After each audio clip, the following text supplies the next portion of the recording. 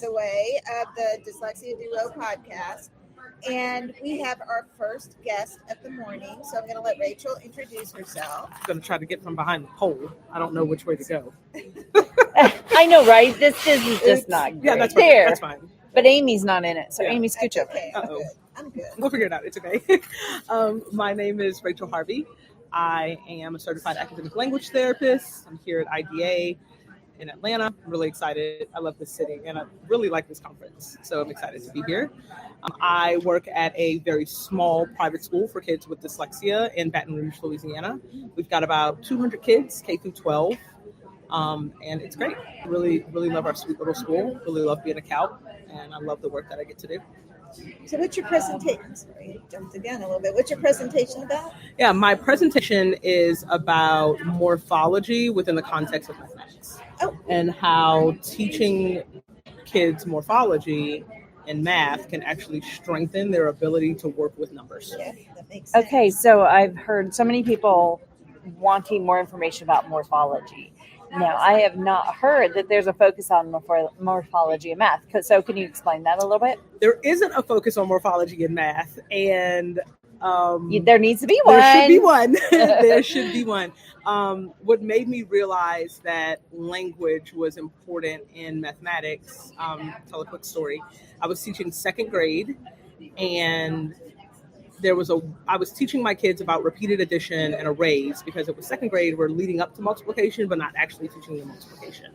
And I had a student, his name was Tremaine, and he helped everybody realize what the word problem was asking. The word problem was something along the lines of Jimmy and Sally both have 9 brownies in their pan. How many brownies do they have in all?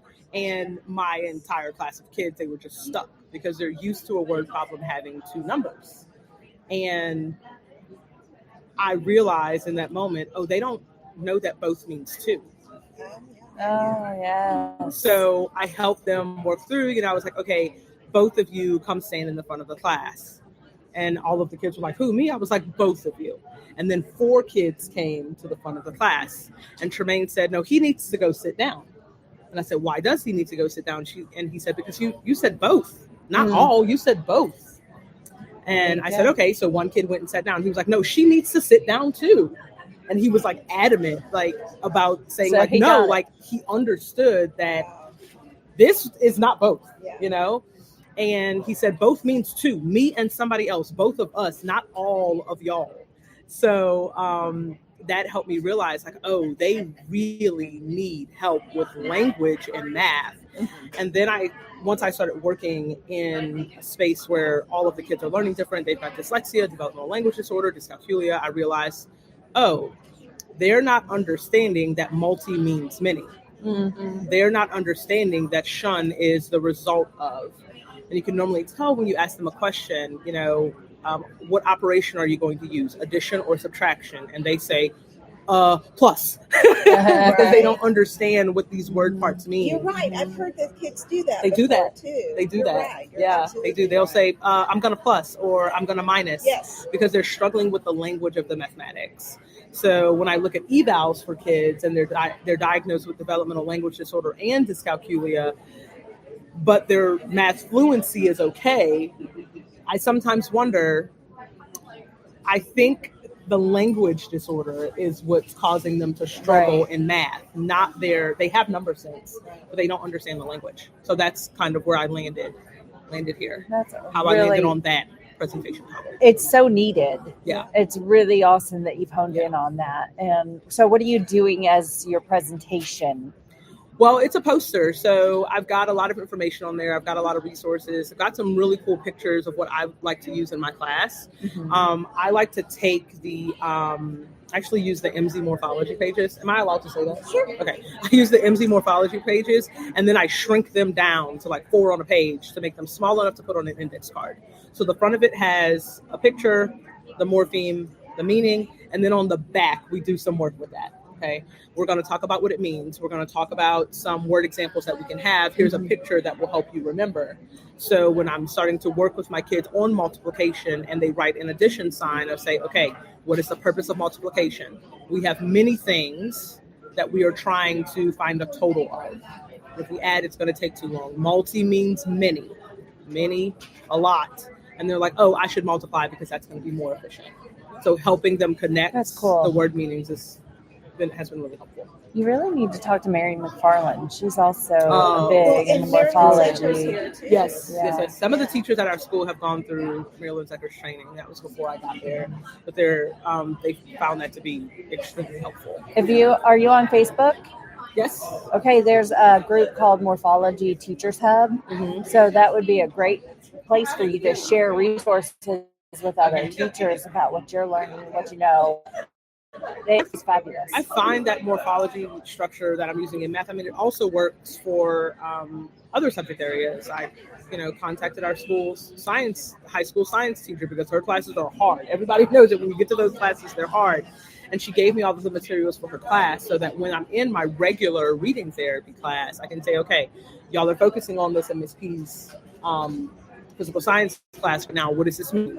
I want you to take this card. I want you to remember that when you get to her class, you feel a little bit overwhelmed, and that's really helping them in other content areas, like big time. Mm-hmm. So I think that morphology is kind of like a redheaded stepchild. It shouldn't be, the though. Literacy debate, but it is so, or not debate, but like in the literacy world, but it is, I don't want to say it's more important. I don't think that it's more important than the things that happen in that kindergarten, first, second grade space. Early literacy is my jam. I taught first and second grade before I became a count.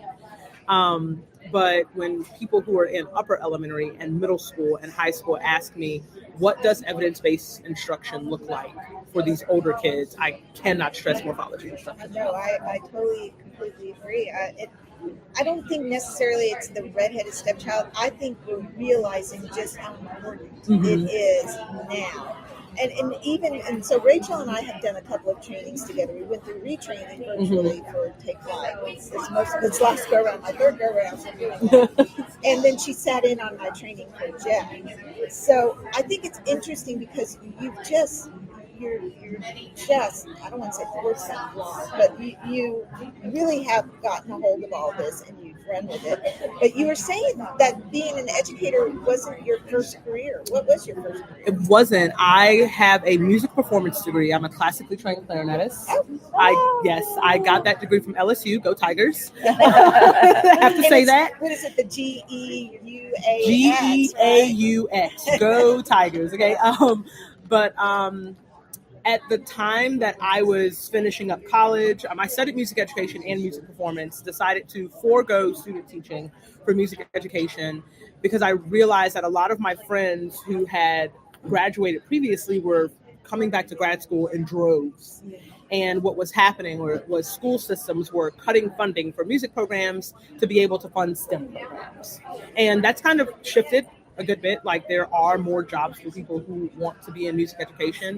But in the meantime, I did some other things. I played a lot of music and in different places, and then decided I can be a first grade. I can do that. I'll teach first grade. So I became alternatively certified.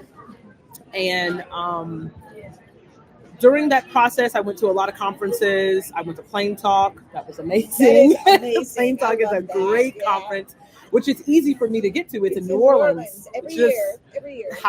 It's kind of down the street, So went to Plain Talk and realized, like, okay, I'm in it for the underdogs, and the underdogs are almost always the dyslexic kids because they are brilliant. We know that they're brilliant, so they're not struggling so much that they're getting a ton of attention, but they're also not doing so well that they're getting a ton of attention.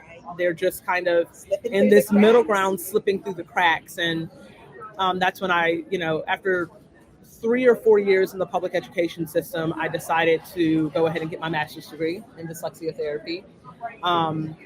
And I did that through the University of Southern Mississippi. So I got my training in the association method. And then I got the job that I have now, where I am working with children with dyslexia and language disorders all day. So what's your future plans? I really want to become a CALC QI. I do want to do that. I also want a PhD. I want I to get a do too. PhD. We should go do this together. Where are you looking? Because I'm looking at so many places right now, because I actually want to get a PhD in either neuroscience or psychology. Oh my. Because I am a geek about evals and reports I and love that. the way the brain is processing things and assessments, and it's kind of like a puzzle. It's like figuring out what's going on in this brilliant kid's brain, right? So I want to be able to do that so that I can be a part of the diagnosing side Yes. of this. And I find that everybody doesn't have access to to evals. They're expensive and they're not always covered by insurance. So it's something that I've always wanted to do, because I know so many kids in so many areas who need good evals but can't always get them. It's always a fight to try to get one through pupil appraisal with the public education system, especially in Louisiana. And there's work that's being done to help that. You know, we've got a lot of dyslexia legislation, which is really good. DJ's been great about that. Yeah. But that's my end game. I definitely want to be a CAP QI, because I really like helping teachers understand the importance of this work and helping kids while they're in their classroom. But I want to eventually be able to diagnose. Yeah. That's what I want to do. Yeah, you've got such great. You're on the right track for it. I love your future goals. It kind of becomes the line with mine a little bit, but I kind of love all that. So very excited. So if somebody wanted to reach out to you and said, "Hey Rachel, I really want to see your poster presentation," how can they get a hold of you? At the conference or elsewhere? Outside. In general. Outside in general, I am on LinkedIn as my first and last name, Rachel Harvey. I just started a new Instagram page called Dyslexic by Design, Okay. which is really fun. It's going to have a lot of things about advocacy on there, facts about dyslexia, how to get in touch with me for CALP therapy, because that's something that I'm starting to offer virtually. So that's how you can find me. You can find me on Instagram at Dyslexic by Design. You can find me on LinkedIn as Rachel Harvey. If you are in the South Louisiana space, I also run a Facebook page called River Parish's Dyslexia Support, because we don't have counties in Louisiana, we have parishes. So anybody that's near that area, somewhere around the Mississippi River in between Baton Rouge and New Orleans, for the most part, you can join the Facebook group, and there's a lot of information there. You and I have something in common. I also played the clarinet. Oh, I'm not classically trained like you, but I still love the sound of the clarinet. I love it. I have there's some kind of Mozart song that it's on my playlist, and I love The every Mozart time. Clarinet Concerto? Yes, I love that so much. I bet you play it like a pro. Not like a pro. That is one of the hardest pieces ever. I know people who study that piece for their entire career, and Really, it never gets old. Yes. Oh. It's hard. it's Hard. beautiful. I've studied it, but it's beautiful. I like to play Brahms more than Mozart. Okay, Yeah. okay. Now, moodier. do you ever play? I do. still? I am actually in a community band. I'm in the Baton Rouge concert band. We rehearse every Tuesday, and we put on concerts like 3 or 4 times a year. It's so much fun. It's a good way to like decompress.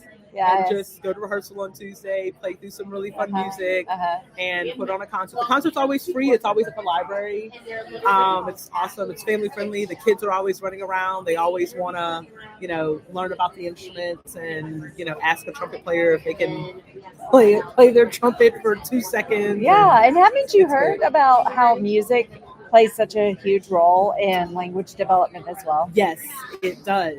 And one of the things that I tell people is one of the issues that a lot of schools have is if they're going to give kids interventions, they normally pull them out of Yes, all their Music, fun their classes. all the electives. And believe it or not, I used to be the kind of person who thought it's okay to do that.